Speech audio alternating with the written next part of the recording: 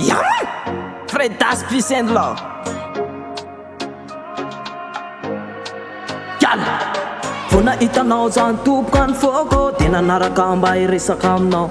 Tena mba marina fa anao sy soloko raha mba azako mazaka anao.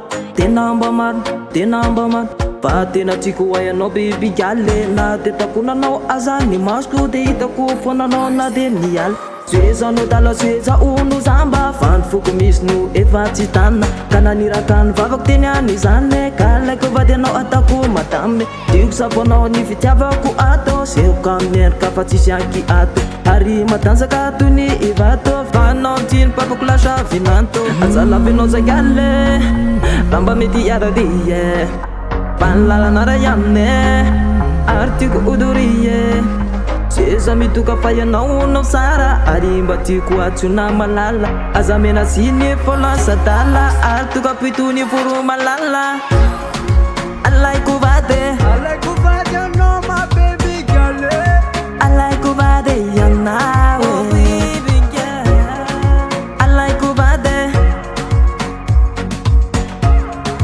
alaiko vady ianao Sesik favan, sesik wadve Tiavako efa anao rery ihany mivandasy kely za Fa tena lovisa baby galy Bara ny saiko madinika an'izany Tsisy asoloko anao raha mbola eto tany Davary ihany tena ataoko anaty vilany Fitiavako anao zay galy tsy mety honany Kalaiko vady rano faniriko Sady anao galy no mba tiako atsona malala Ka sisy anao za de lasa dala Kalaiko vady anao baby galy Faza efa tara Anapurofoko fitiavako anao zay de hoe tokony ambony alitara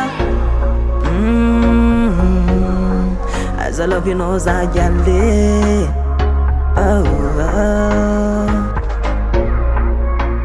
Yaman! Yeah, yeah Alaiko vady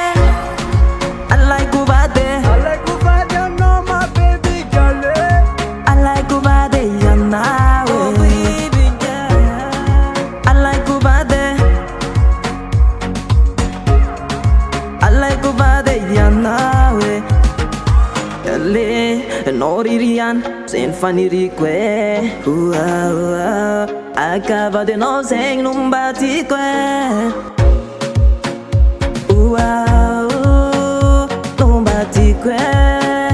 No mbatiko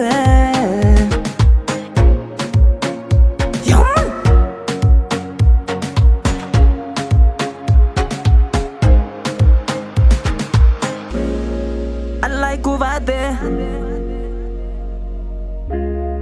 Alaiko vady ianao Alaiko vady ianao